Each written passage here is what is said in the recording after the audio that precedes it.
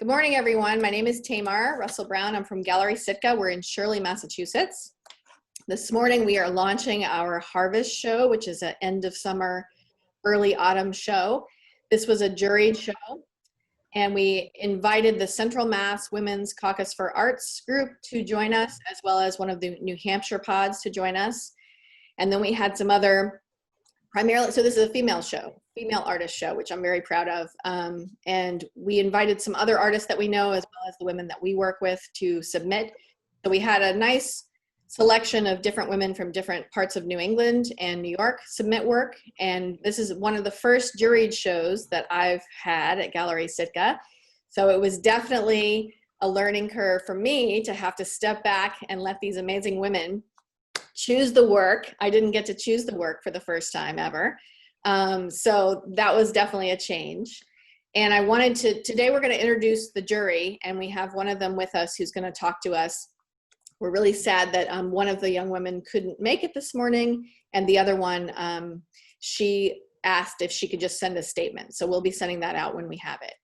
So the women that helped me to jury this show are Pat Gericke, who's with us today. She's an interior decorator and also a painter from New York. We had Elizabeth Whelan, who's a fine artist from Martha's Vineyard. She lives on the very cool island of Chappaquiddick, also known as Chappie. And we also had Jennifer Okumura, who's from Boston. She has a history in Syracuse and Philly in her education, but she's with NAWAMA, the National Association of Women Artists. I always get that wrong. So this morning, Pat is with us. Just so you know, this is being filmed. We are live. So if you choose to speak, you will be on video. So keep that in mind. We're also videoing this for the future. So again, if you choose to speak, just be aware that you're on video and you are being publicly streamed elsewhere. So those are a couple of just housekeeping notes. Also, we have a fine artist from Winchendon. Her name is Doreen. She's helping me to manage today. So she's going to do her best to take questions later. And she will, if anybody has any questions. And we also would like to keep everybody on mute this morning until we take questions. So if you can, mute yourself so we don't have any feedback anywhere.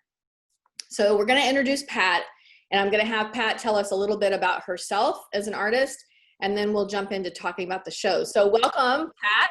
Thank you so much for joining us this morning. I want to make sure that you are not on mute. Yeah, I'm good. Perfect.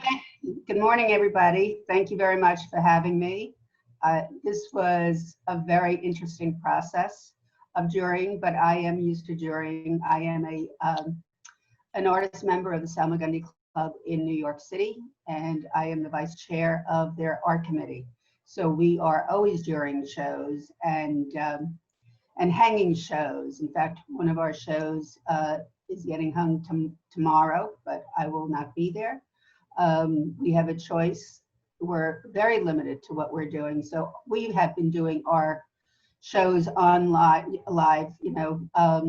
without exhibitions or anything. We don't know when we're going to actually open up. We're on a very limited scale.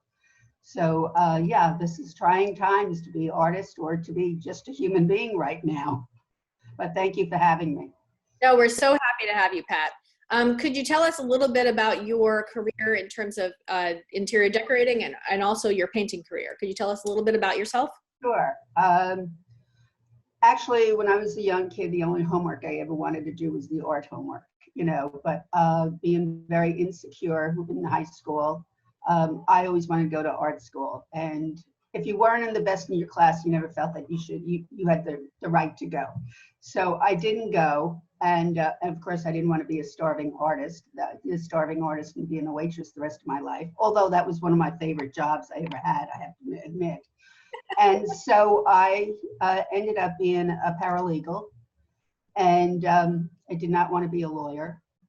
And I thought, what could I do creatively and make money? So I went back to school. I went to Parsons, became an interior designer, and I've had my practice I've been in it for 40 years. And I just thought, I need to go back. And I started painting 10 years ago. I went up to Lyme, took a summer class. That's how I met Bill and Rob when they had their place up there.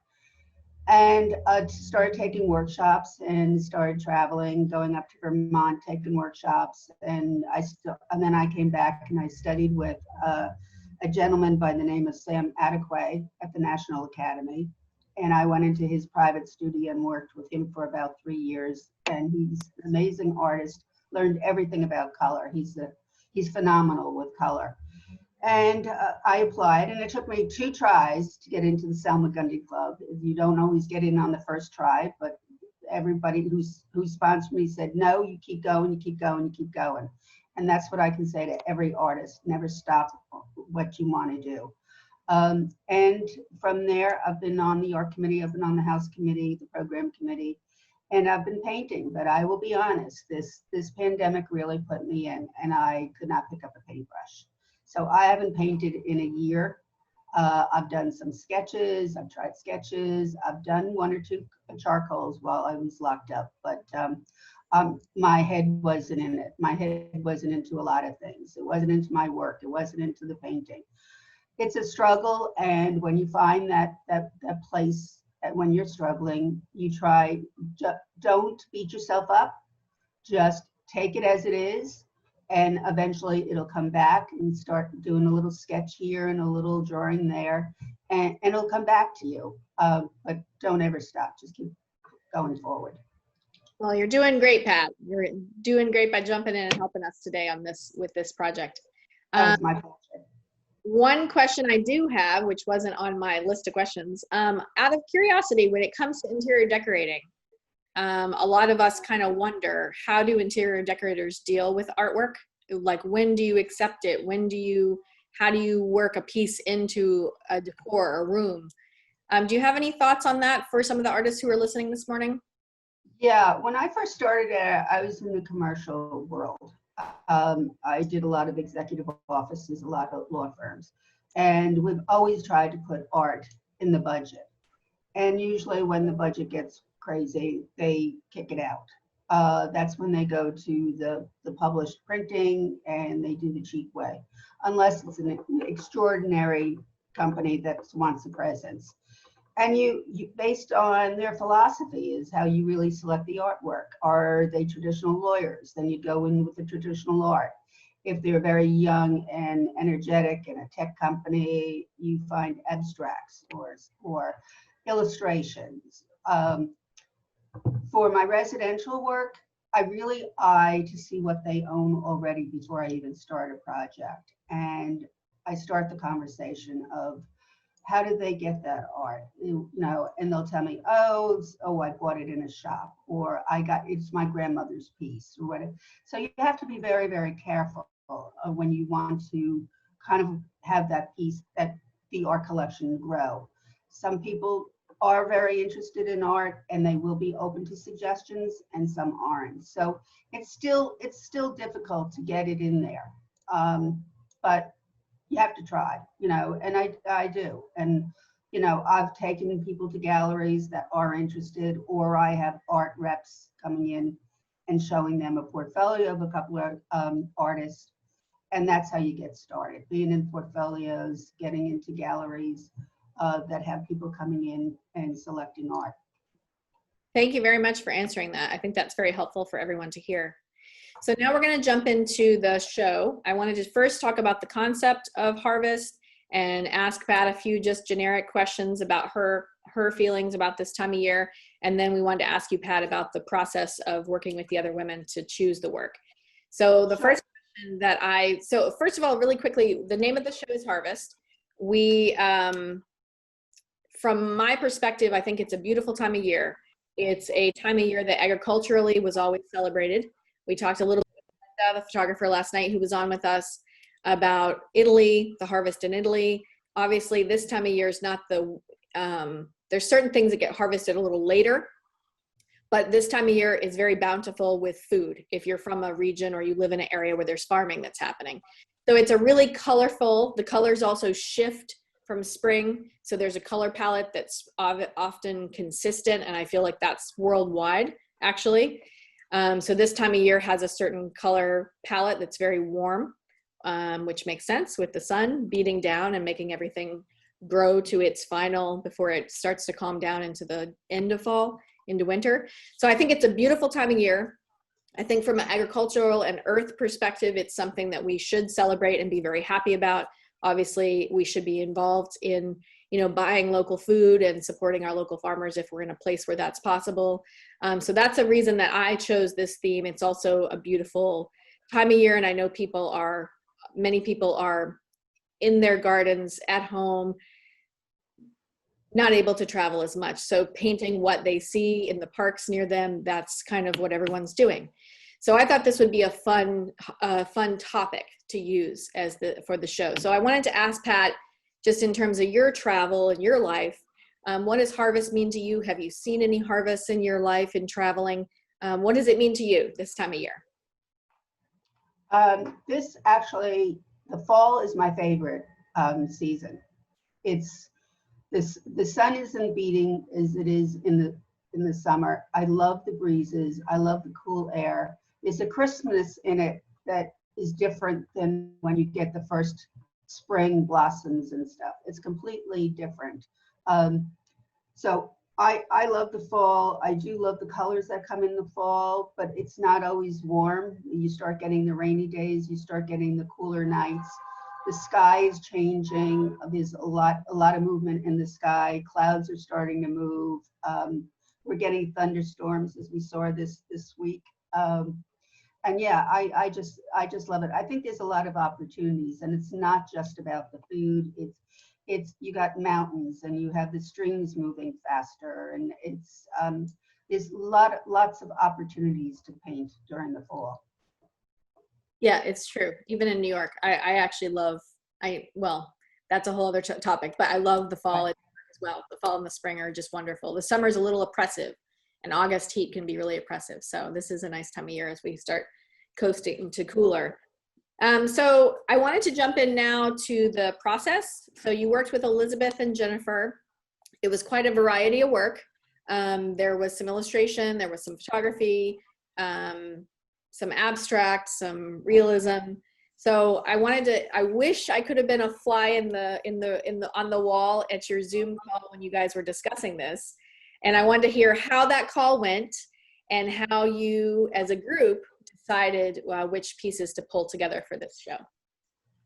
Well, I think the biggest thing that we had to come to terms with is when you have a show that has a theme, how really specific do you stay with that theme? Are the guidelines? Are you going to eliminate something if it has nothing to do with the theme? And then it really comes down to, all right, well, we have to look at the artist and say, is that her interpretation of harvest?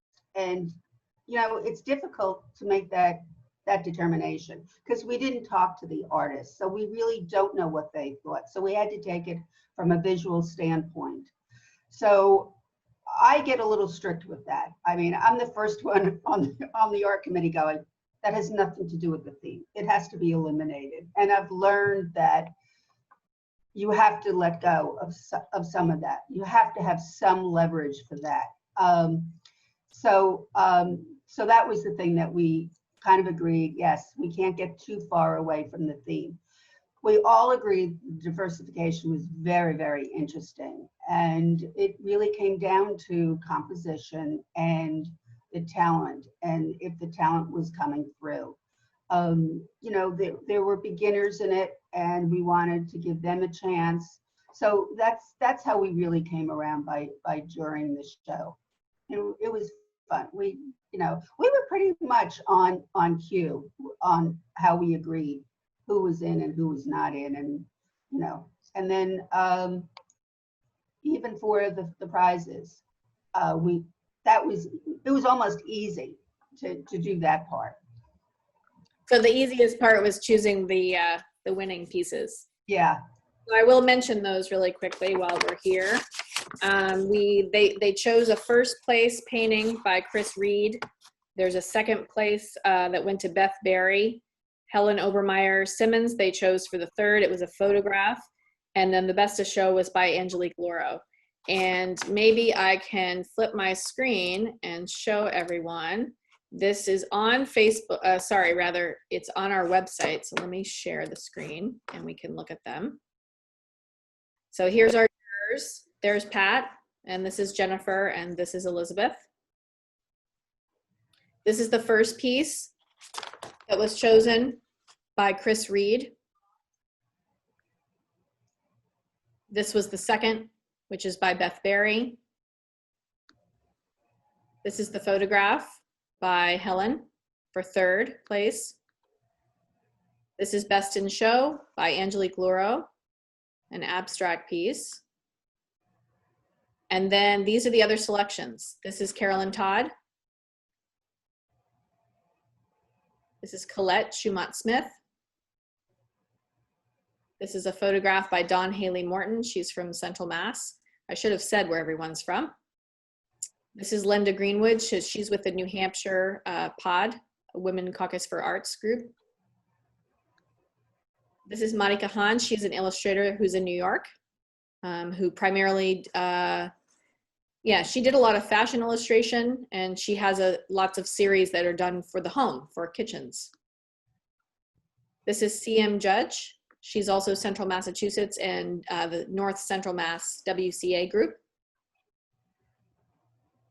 And this is Susan Wadsworth. She's an educator previously with Fitchburg State, and she's also the president of the North Central Mass WCA as well. These are her pieces. So that was the show. Really interesting, and definitely the colors. I think that's the one thing that I noticed. The pieces are all very different, but the color palette was definitely what I had in mind for this time of year, so it fit really well. Also, I wanted to ask you, in terms of how you work together, what's the process of jurying from this event or from the ones you've done in the city, just for those who are listening? We look at all of them as a whole, all right? And then it comes down to what can make a good show. You don't want consistency, but you do want consistency. You don't want the same thing. This is why we all agreed that we should have one photography in there and an abstract and a realism. But then it becomes consistencies, like with color. How do they all work together? So as you see a show, because the eye goes through a room and it wants to go, and you want to make a story as it goes along the room, that somebody travels. You don't want to jolt somebody with something that's so bizarre. So that's one of the things being a juror. And then you really start looking at talent and what their medium, and how do they work with the medium? How do they control brush strokes? How's their composition? Is a good composition on the canvas? And that's really the key to it. You know, there are sometimes there's arguments going, you know, we all like them, and then sometimes we're accused, oh well, they got in because they're on the art committee. No, that's not true. It's like we reject each other very easily. Not easily. There's hard feelings, and you're not going to get into every show. I don't get into every show at the club. And I've been jurying across the country. I've been in exhibitions in California. I had one last year in Oregon. There is a site that lists all the shows that are around the country, and you can apply to them. If you get accepted, then you have the expense of sending your piece out there and getting it back. It's always the risk to be in competitions, and you just have to do it. Young artists shouldn't be discouraged at all. I think sometimes rejection is good. It allows you to look at your piece again and say, what did I do wrong? And I personally like to comment to people that I'm jurying. We're not allowed to do that at the club. I don't think anybody does that, but I think people would learn from that if they got some kind of a short critique. Well, this is why I actually kind of wanted to have you guys on to speak. I know sometimes the jurors are like quiet. You don't know even, I've been on a jury once and we weren't mentioned. Nobody knew who was behind the scenes making the calls. So I think that's often the way it goes. But I know from working with artists that a lot of times they will go, why was this piece in the show and why didn't I make it? And I don't quite understand, and that doesn't make any sense. And certainly I think that's the whole point of, right, is that you don't take it hard. You go, what can I do to keep learning, to adjust, to grow. But still, it's sometimes visually there's a confusion, which, you know, why did this person's piece make it and I didn't? Like that, I've heard that multiple times. Or what were the judges thinking? So that's kind of why I wanted to have you on. And we had Jennifer jump in. Welcome, Jennifer. Thank you so much for coming. We appreciate you making it here. And if you're able to make some comments, we'd love to have you jump in at some point. So good morning, Jennifer. But that's something that I wanted to talk about this morning, was because I know artists ask those questions. Why didn't I get in? What should they do if they don't get accepted to a show? Instead of asking that question, what's a better way to frame that question for themselves than how come I wasn't accepted and he or she was, or that piece was? What would be a better thing for art and artists to do? I guess I'm Pat. Jennifer, do you want to answer that, or do you want me to talk? Jennifer's here. Good morning. Are you there? Good morning. Hi, how are you guys? Hi. I'm sorry, my family still doesn't have power, so I'm at the library. I'm in the courtyard in the library, so it's really quite nice. But I was going to say that when you enter in any show, it's always great to look up who's jurying the show and see what their background is. If they've worked in contemporary museums, or if they've worked with, if their artwork is contemporary, if their work is, you know, look at their education background. I know if you went to Syracuse, if you went to Rhode Island, you may be more experimental. You went to Syracuse, they're very old school illustrators. That's where I went, and I went to BU for my master's, and you know, they're more figurative. So I think when you enter a show, you should do your research on the juror, and it will help you in choosing which piece would work with the show, with the theme of the show. And try to, even if your piece doesn't really fit the theme, you know, Pat, Elizabeth and I were talking about where the easiest thing you can do is just change the title of your piece. Make it somehow fit the show. It's the most simple thing, and it's something that a lot of, you know, when we've juried shows, we're really surprised artists won't rename their piece. You know, if it's a summer show, someone will still put a piece that's, you know, Antarctica or something, and we're like, you know, all you have to do is change something to make it summer, you know. But that's what I would say. I mean, it isn't something to take personal. You know, most of the time the juror is really trying to make a cohesive show, and whether or not they're doing directly from the theme, or if they're really just trying to pick pieces that are going to work well together, are going to speak to each other and the viewer. So it really is sometimes more that than really the quality of your piece. But those are kind of some simple things. You know, retitle you shouldn't be wedded by the title of your piece. Some people are really wedded by the title. I think your piece should stand alone. It should be strong enough. So the title should forever change. I mean, if it goes into someone's home, they should have the right to change the title if they wanted to, you know, and tell the story that they want to talk about the piece. Does that kind of answer the question? It's really, really helpful. And those are tips that I hadn't heard before, and it makes perfect sense. They all make perfect sense.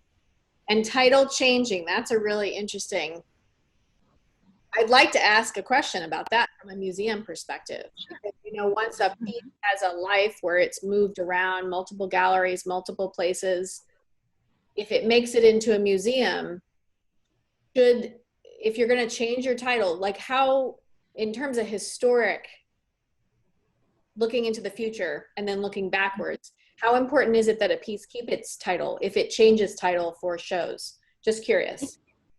I think if it stays in a museum collection, then then you're wedded to that title. Then, you know, but I think if it's moving from show to show, I don't think the title is going to make that much of a difference, because people are going to remember the piece more than they remember the title, unless if the title is the most memorable part of the piece, then you didn't really create a great piece.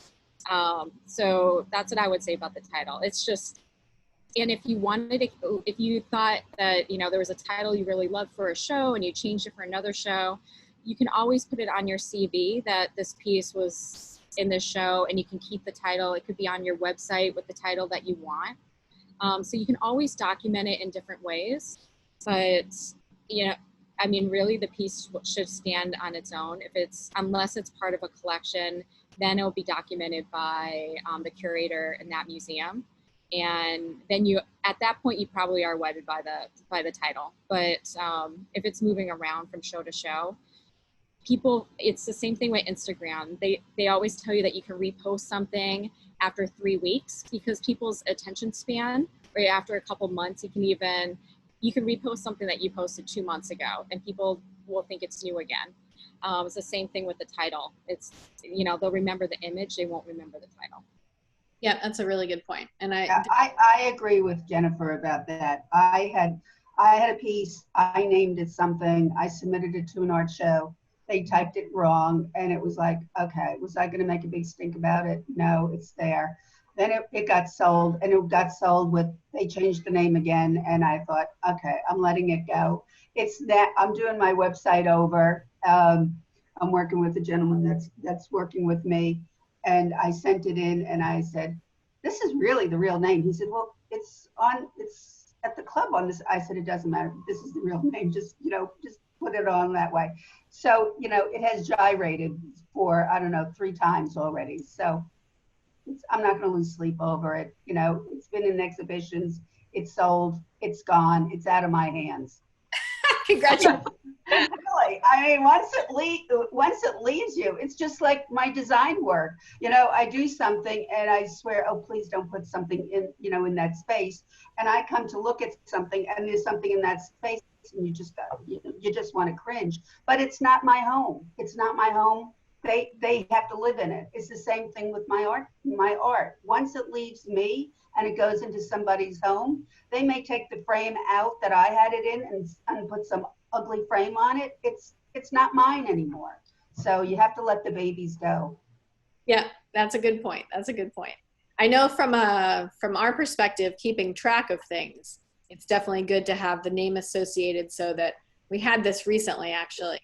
I'll just tell a quick story. We had a sale in the community. The piece was on a wall somewhere, had the name, and the woman didn't send us a picture. She referenced the name. So I had to quickly go check the website, check the name to make sure that I understood which piece, so that she didn't take the wrong, because the location had the ability to sell it and the person had the ability to take it off the wall right there and buy it.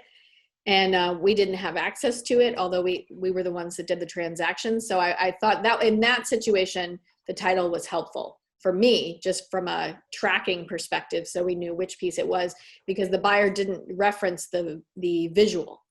So we had to go, okay, that's the title, great, that's the piece. We could send an invoice and get it done. But so that's why I was curious about that. But I think from a juryming perspective, it makes a lot of sense. We had some pieces come in the Earth Day show this spring that had been used before in other areas. And I don't know if the artist changed the name, but they made sense. They fit in with the show. So I think that's a good point for everyone to hear that's watching. So I wanted to ask you, Jennifer, because you jumped in later, could you tell us a little bit about yourself since you're here now? Could you tell us a little bit about your career and your work? Hi everyone. So my background is I've always worked in the art world. So I actually, when I kind of got a late start in the falling in love with art. So I grew up in Pennsylvania. I'm a Philly girl, and I basically I wanted to go into science. I wanted to become a psychiatrist, and then I had this one commercial artist that came to our school, and we had to design this auto restaurant just opened, and we had to do basically they're going to do a huge billboard, and we had to design it. And I didn't even win. My friend won. I got runner up. And then the guy pulled me to the side and he goes, you really should look into art school. And I ended up spending the rest of my junior year and senior year. I took classes at Moore College of Art in Philly, and I got a scholarship, and it was just wonderful. My whole portfolio was full with figure drawings and whatever I could create on the computer. And basically that's where my love came from. So it's something that, and then from college on, I went for computer graphics. and I got my master's in painting at BU. And from there, I've worked in 2 different galleries. I worked for Gallery d'Orsay for 10 years, and I started off as Sally's assistant. And then I was one of the directors, and then I moved to sales. I went to DTR because my love is really contemporary art, even though I worked with a curator that just focused on Renaissance art. And so I've fallen in love with, I'm able to look at Renaissance art and how you clean Renaissance art with human spit more than you would ever use. He would teach me how to do that with black light, and I'm like, oh, so gross. But he would tell you how you can tell the different pigments, like which school did it, like which Russian school did it. So that's really been my background. And I ran, d'Orsay actually had a spot over at the Boston Design Center. We wanted to do 2 different locations, and they brought me back on part-time to run that as their director there. And we tried it for about 3 years. It was a little bit of a change for us because there's not a lot of foot traffic at the design center. Even though it's open to the public, it's not really regularly, the public still doesn't come in, and they really heavily want the designers to be with their clients. So it's an interesting twist, and I still work with them as a consultant. And I have a 6-year-old, and I paint. I'm in a couple different galleries. I actually just dropped off a piece in New York for a show at the Vanderblast Gallery, and they're very contemporary art right on the Lower East Side. I've done a couple different shows with him and some panel talks with him too. And then Sephora Ventura, that's out of New York. They also have my works. I started with them about a year ago. And then Westport, Connecticut, which is actually an SU alumni, which reached out to me. So definitely keep connections with your alumni. I know one of the, someone here is from Cranesbrook, got her MFA at Cranbrook University. I don't know if she's here, but my husband's from Michigan, and he went to Cranbrook. So when I saw that, I ultimately smiled when I saw your resume. I was like, oh my gosh, I know her. I've been on the campus, and maybe she sat here and created work here. I don't know, in this courtyard. And it's just, so that's kind of my background. And I've always worked in the arts. I've always supported the arts. I'm the 3rd president of the National Association of Women Artists out of Mass Chapter. And so that's kind of where I am. Could you tell us tell us some about that organization, Jennifer, for the artists here that absolutely. Yeah. Tell us a little bit about it. Well, Tamara's updated our website, so she's done an amazing job. But the organization it's been around for 131 years, and it started off with 5 women out of New York in the 1889, and they wanted to exhibit. They basically wanted to exhibit in a man's dominated world, and they weren't able to. And so they went out, they tried to do it, they said no way. And so these 5, innovative women they joined their own group, and they started exhibiting. It jumped to 1,000 just 2D artists nationally, and then it went internationally, where after they reached 1,000, they ended up accepting and having mixed media artists, 3D artists, and there's still a huge, the Mass Chapter was formed about 6 years ago, because there's about 160 artists in our area. So they thought it would be a great thing to open a chapter there. But there's about 800 artists that are international and national artists that are part of the National Association. And it's, it is really something that supports women artists throughout all different backgrounds, whether it's a second career for them or if it's something that they've been doing for their whole life. It's scholarships for young minds. So we put out 3 different scholarships each year, and the National does 5 different scholarships to young females that are going into an art college. And it's really it's a great group. I've been with them since the chapter formed. The woman that started the chapter was actually my studio mate. And I was 8 months pregnant at the time, and she goes, "Can you come to a meeting?" and I have never left. So that's kind of been my journey with them. And so I would say if you guys get a chance, you know, we're part of the Area Code, which is the first contemporary art fair that's out of New England. And basically what happened there was the whole coronavirus hit, and they, it's very biblical. There's a water main that broke, and it basically flooded all the galleries that were at SOA in Boston. And right now there's probably a couple galleries that will not reopen, and he's one of the galleries that will not reopen. And he decided 2 months ago to start this fair. So anyone that's on this call, I would look into it. It's for anyone that is from the Maine, Connecticut, Rhode Island, New Hampshire area, Vermont. And it's, you know, it's a really wonderful, I would check it out. It's Area Code Fair. But that's something that's in the National Association is part of that. So you can look us up on that too. So. Thank you for sharing that. So I wanted to, along that same line, direct a question to Pat. So in terms of artists joining, we'll have some questions coming up too. I see a couple hanging out. But in terms of joining organizations like NAWAMA, National Association, I hope I said it correctly. I can never get that right. And the WCA, the Women's Caucus for Arts. In terms of joining organizations like this, Pat, I know you're in a club in New York. What's the benefit for an artist of getting involved in either an organization or a club? Oh, you're on mute, Pat. Pat, I have to unmute you. I got it. Well, the Salmagundi Club is the oldest art club in the United States now, and it's basically on traditional art. And I have an argument with them is what's interpreted as traditional art.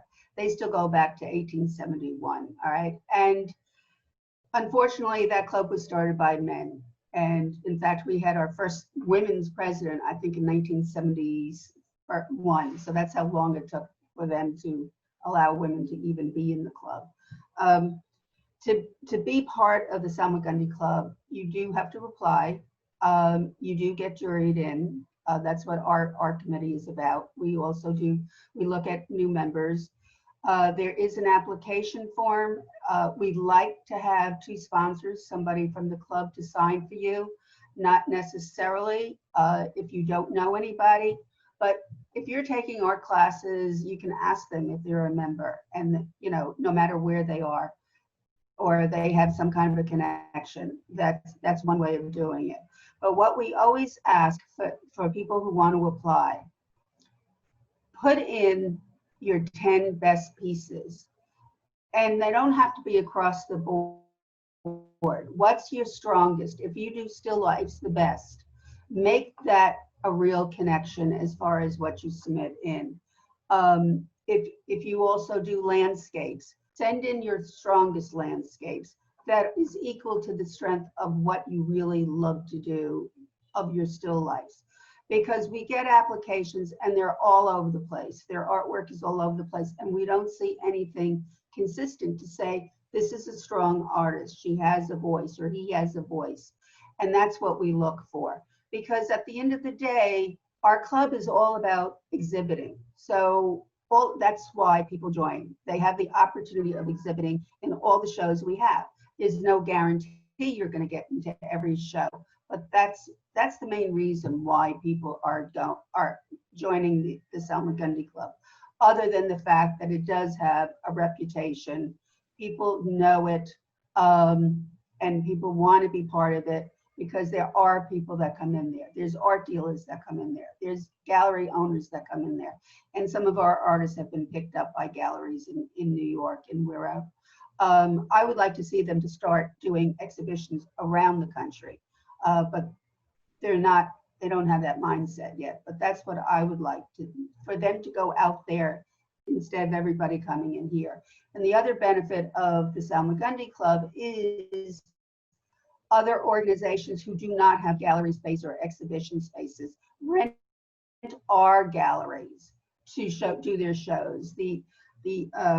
the Oil Painters of America rent our gallery. The Pastel Society rents a gallery to do their shows. So if you, even if you're a member of those organizations and you get in, and when they, well, they're not renting from us now because we're shut down, but once they do, they'll come back. So if you're part of that organization, you can always see where they're showing in Salmagundi, especially if you're on the Northeast, because it's easier for you to come in and bring in your pieces. It gets very expensive when you're going to different shows and getting into exhibitions and they're across the country. I've done it, and you decide on whether it's really worth it. It's a way of getting your art out there, but it is an expensive proposition. The first time I did it, I won an honorary award out in California. The second time I did it in Oregon. It ended up being a very small little town. So you really have to look at where you want to exhibit, what pays for you to go through that expense, what kind of recognition are you going to get, and that's one of the things you have to do. There is a, I think it's called the Cafe Projects. I talked about it before. And what they do is they have a listing of every exhibition that's around the country, and they'll tell you whether it's a national or whether it's a local. If it's local, that's what they're looking for, is your local artists, so don't even bother. And some of them are like $35 to submit. You send the piece that you think is the right one for that show. They jury it. They say, yes, you're invited. And it's just a way of getting your work out there. And it happens. I belong to a small gallery besides Salmagundi. It's a community gallery here in New York City. We're doing a show now. We get involved in an organization, and they do a social justice show every year, and we get very involved in that. So we get a lot of communities, we get the politicians in there. So it's just a matter of finding your niches and where you want to go. Thank you so much. Thank you very much for responding to that. So for anyone who jumped in late, my name is Tamar Russell-Brown. I'm from Gallery Sitka. We're located in Shirley, Mass., a very small town, previously in Shelburne Falls and Fitchburg, Mass. as well. And today we're talking about the Harvest Show, which is our end of summer, early fall show, spotlighting and celebrating a beautiful time of year. And we have a variety of work from the Women's Caucus for Art, the North Central Mass chapter, the New Hampshire Monadnock Pod, and some other female local artists who submitted work, as well as Beth Berry from New York. So I want to thank everybody who submitted artwork. Today we had two of our jurors with us, Pat Gericke from New York and Jennifer Okumura from Boston. And at this point, we have a few more minutes left. I wanted to open up and we'll check on some questions. We do have one I see popping up. I think Jennifer might have responded to her directly, which is awesome, but we'll have you respond on the screen. And then a really quick note, what we're going to do, we are live. We're going to be doing Friday nights at 6 o'clock until we've gone through every single artist. We'll be doing interviews here on Zoom and live on Facebook until we've gone through each person. So the next Friday night, which is, I can't think of the date off the top of my head, forgive me. It's next week from Friday, from yesterday. We're going to be working with Susan Wadsworth. We'll do an interview on Zoom with her to talk about her work. And then we'll go through everyone else progressively, and we'll have that listed on the website, the dates, as soon as I can get them up there. The website to look up the artwork is gallerysitka.com, and right next to the home link in the navigation is the Harvest tab, and that has all of the work and the artists. You can look at them there. So at this point, I'm going to ask Doreen, who was helping me manage today the Zoom here. Doreen, do we have any questions, and would you mind reading them so we can ask the jurors, Jennifer and Pat?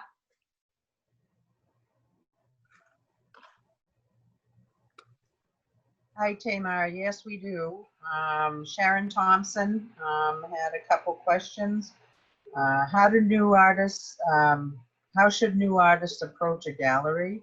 And present day, what are gallerists seeking from artists pertaining to artwork? So I don't know if you guys have any responses, Jennifer or Pat. I know Jennifer put a comment in the chat there. Do you have any responses to that question? I would just say that I know for our experience, we usually look at new artists in January because that's the slow time for galleries. And they usually plan their roster of shows for that coming up year in January. So it's usually the time that if they're going to bring in new artists, that's usually when they'll do it. It's good don't send a CD. A flash drive is perfect because it's very simple. They can put it onto their computer. If you're not a right match for them at the moment, they don't have a slot open. Like if you're a landscape artist and they have 5 different landscape artists, a slot may open and they may have a client or a patron that comes in and says, I'm looking for this type of landscape. And they'll hold on and they'll use you. And if that's the case, they may take you on for a few months where they ask you to send in 6 works. Usually the gallery will keep you on for 3 to 6 months if it's a good match. If not, then they send the works back. The shipping to the gallery or delivery to the gallery is on the artist. The shipping back is usually from the gallery. And that's one way. Galleries don't throw away if they like your work. So it's good to send them an email. It's good to send them a flash drive. They'll keep it in a folder somewhere. And that's where I would say for new artists. But do your research. Visit these galleries, because just if you see them online, they could have the best website. You go in there, you may not like the space, you may not like the energy of the place. It's the first thing I did when I was in grad was I walked up and down Newbury Street and kind of got the feel of the different galleries. And the reason I ended up applying to the gallery that I ended up working for 10 years was this feisty, like, blonde woman was right by the door, and I entered in the wrong door. I went into another gallery first. They blew me off. They were very, very rude to me. I thought they were going to throw my resume away. The woman was not smiling. She was just kind of like, well, I'll take your resume. I was like, wow, that's going in the garbage. And then I turn around and I see this very cute blonde woman at the door, and it was the side door, and she let me in. And from there, she told me to walk around, look at the gallery. She interviewed me on the spot. And I think you just need to go and check out these places, see if it's a good match for you, because galleries want to build a relationship with their artists. They don't want you to be a one-time showing. They want to have you part of their roster and their family for years to come, as long as the gallery is there. So that's the first step to do. And then put together, everyone can, a flash drive is very easy to do. It's easily, you can mail it cheaply, you can drop it off, and you can have 10 of them. You can go to different galleries, you can drop it off and give it to, the gallery owner. But don't get frustrated if they don't sit down and want to interview you at the moment. Don't bring artwork with you. Galleries don't really want to see the artwork, you walking in with like a trail, like a little red wagon of your art coming in with you. That's why the flash drive is perfect. So that's what I would say the first steps to do. Yeah, I absolutely agree with Jennifer. It really is finding the right gallery where you can fit in. Otherwise, it's a struggle. They're not sure, they do take a gamble on you, but then you don't want them to call you back and say 3 months later, this isn't going to work out. I agree with Jennifer. Do your, walk around to the galleries and feel comfortable about it. Feel comfortable, talk to the person that's sitting at the desk and get a rapport with her, because it really is the front desk. It's like when you start making that kind of connection, they go, oh, I really liked her and I kind of like her artwork. I'm not sure, but, should be willing to say to a client that comes in, oh, I just got this new artist, because it is about relationships. It's just like, it's a business. Think about it as a business. You're an artist, but you also have to think as a business person. It's really true. I agree completely. It's definitely about a relationship. And I just want to make a quick comment, jump in. We wanted to hear you guys to talk, not me talking, but I do want to make one comment. There's a gallery on Martha's Vineyard I've known for a long time. She is a business owner. She was on Wall Street for years, and then she's a photographer, sailor, and was very interested in, having a place to show her own work, and became a gallery owner. And she's been in business a long time now. And she said to me when I said, can I take you to lunch? I want to, get some feedback on running a gallery. This is going back a couple of years ago. And she said the most difficult part is the relationships with the artists. So that's one thing from a gallery perspective. I would say the relationship is a long-term relationship, hopefully, and it's all about the communication. So when you come at a gallery in a professional manner, you're organized, you've got your material put together correctly, and then you stay in touch with them. Sometimes you might fall off the radar if they're busy. I know that's happened with us. The communication back and forth is really important. And I can say that from experience with one of the women that we've dealt with. I won't name names, very interactive with us, and there's a lot of back and forth, and there's a conversation, and it's a relationship that can be worked, and both parties help each other, because it is a business, but also from the artist, it's a business, right? Both parties are working for the same goal ultimately, which is to get the work out there and to make sales. Doreen, do we have any other comments? Yes, we have another question from Sharon. Should artists create art that they think is trending or stay true to who they are artistically?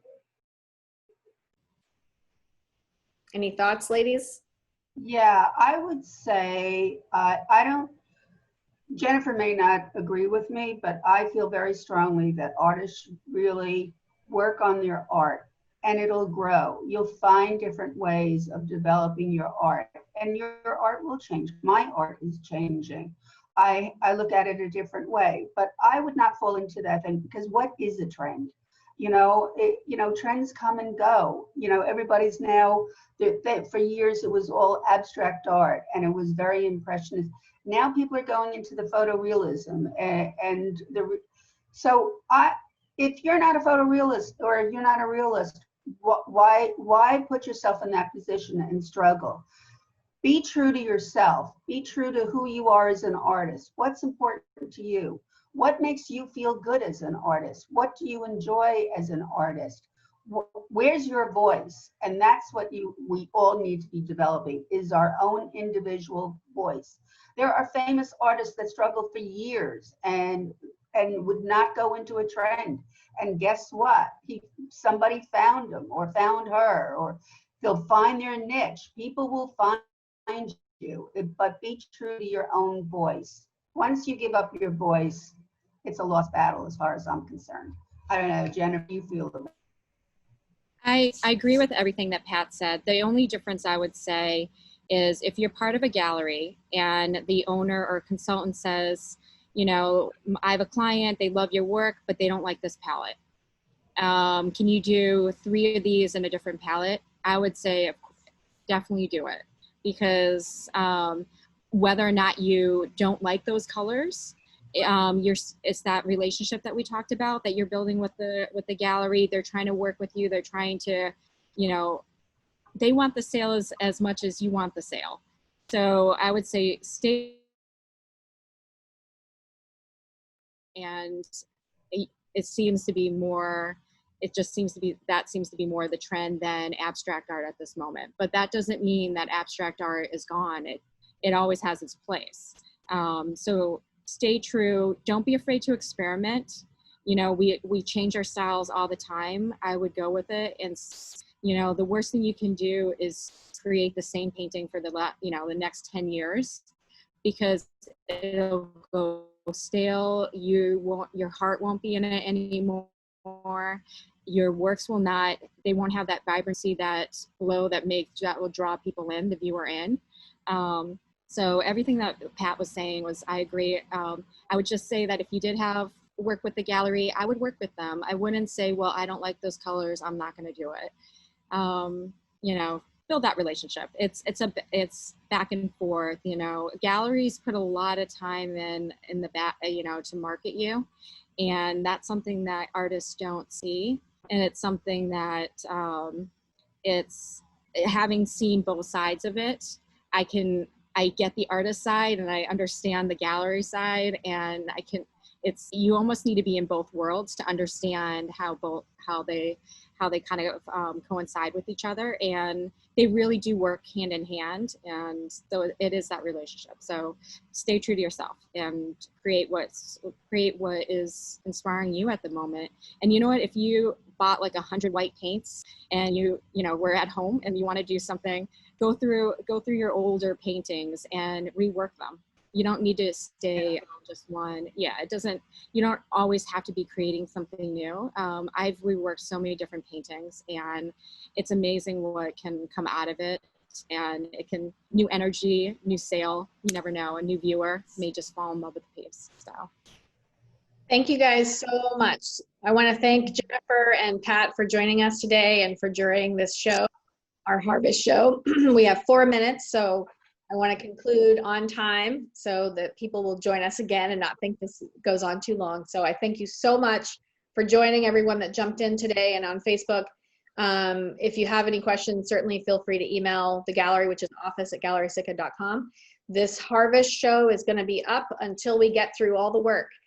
So we're going to work with the artists one by one. We're going to work on Fridays. We'll have Zoom calls with the artists one by one to do interviews. The work is on our gallery website, gallerysitka.com. At the top, the harvest link. You can check out the work there. And again, we want to thank Jennifer Okumura, I hope I said that correctly, Jennifer, and Pat Gericke, and Elizabeth Whelan, who couldn't be with us today for during this show. Thank you so much for joining us. Doreen, thank you for hosting with me and keeping the chat under control. I really appreciate your help. And oh, she put in the NWAMA website. So that's okay. So great plug for everybody. We have mostly women on this morning. So if you are an artist, check out nwama.org in Boston, and also the WCA. I'm going to give a plug for that as well. The Central Mass chapter is a small group, and they're a great, amazing group of very talented women with a long history in the arts, all of them. So definitely some organizations to check out. Thank you again, and have a great weekend, everybody. Be safe, be healthy. Bye, everyone. Bye. Bye. Thank you. Thank you, Tamar. You're welcome. I love it, Pat. Love it. Talk to you. Thank you. Thank you, Tamar.